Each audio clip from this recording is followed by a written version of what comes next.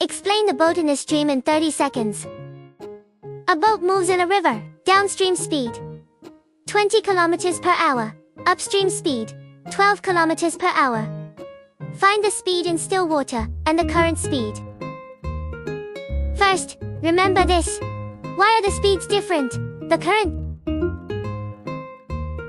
Imagine the current as a little helper. When going downstream, besides the boat's own speed, the helper pushes it forward. So, downstream, boat speed equals still water plus current. Upstream, the helper pushes against the boat and slows it down.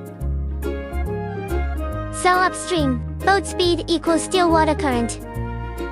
If the boat goes downstream, and then upstream, it adds one helper, and removes one helper. The helper, the current, cancels out.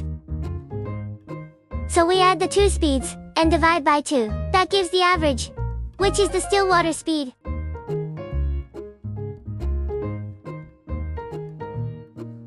Now we know that, and downstream equals still water plus current, so subtract to find the current.